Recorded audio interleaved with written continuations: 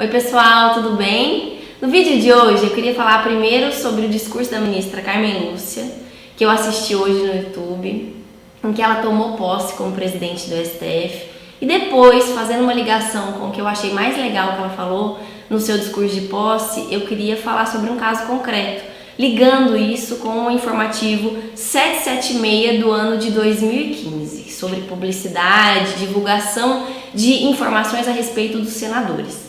A ministra Carmen Lúcia, no seu discurso de hoje, ela interpretando as normas protocolares do STF de uma forma um pouco diferente, como ela mesma assumiu, ela, ao invés de iniciar os cumprimentos da solenidade, cumprimentando o presidente da República, ela disse que ela iniciaria pela autoridade máxima, que no entendimento dela seria o cidadão. Então, após isso, ela cumprimentou as demais autoridades. E ela dirigiu-se ao cidadão brasileiro dizendo que ele era o princípio e o fim do Estado, senhor do poder da sociedade democrática, autoridade suprema sobre todos nós, servidores públicos. E pensando sobre esse discurso de posse da ministra, eu escolhi especificamente esse julgado de hoje para que a gente discuta sobre isso, sobre o poder emanar do povo brasileiro, sobre o poder do cidadão em relação ao judiciário, sobre o poder do cidadão em relação aos demais poderes. O informativo é o 776. Desculpem pela minha voz, eu estou um pouco gripada, mas eu acho que vocês vão entender o que eu vou falar. Nesse caso, o STF entendeu, ele permitiu, na verdade, o acesso a um veículo da imprensa dentro de um mandado de segurança aos comprovantes do recebimento de uma verba indenizatória, que quem recebeu essa verba foram os senadores entre os meses de setembro e dezembro do ano de 2008.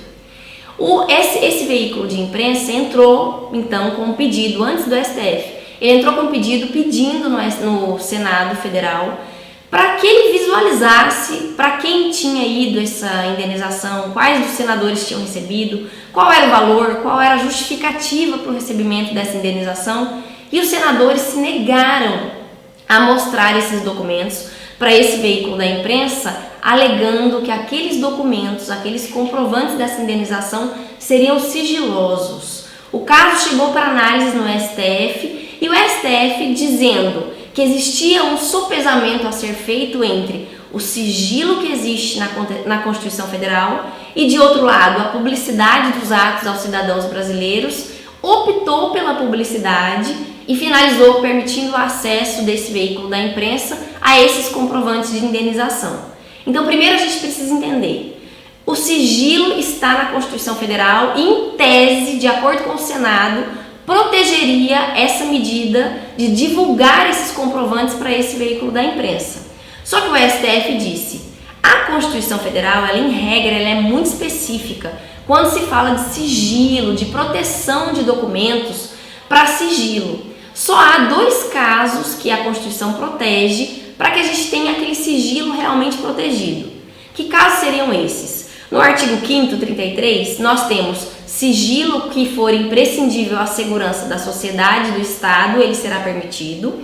E sigilo quando a gente estiver falando de honra, de imagem, privacidade, vida privada. Isso seria permitido pela Constituição Federal, você proteger, deixar em sigilo. E o que o STF entendeu? Que esses comprovantes de indenização pagos aos senadores não estariam protegidos por esse sigilo constitucional. Por quê? Porque se de um lado a gente tem esse sigilo protegendo segurança do Estado, segurança da sociedade, vida privada, honra e imagem, de outro nós temos princípios que se sobressaíram neste caso concreto, que seriam os artigos 220, parágrafo 1º da Constituição Federal, que fala sobre a liberdade da informação, o artigo 5º, 33, que fala do acesso à informação jornalística, o artigo 1º, parágrafo único, que fala todo o poder emana do povo. E neste caso concreto, o STF dizendo as atividades ordinárias dos membros do Senado não são sigilosas.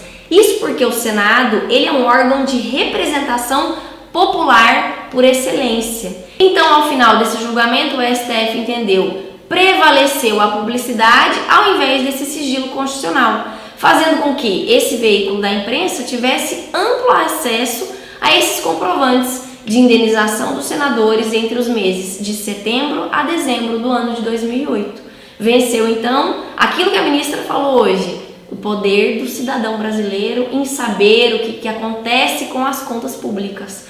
Por que era essa indenização? Qual o motivo? E um veículo de imprensa poderia sim ser capaz de fiscalizar, de averiguar, de visualizar apenas que documentos seriam esses.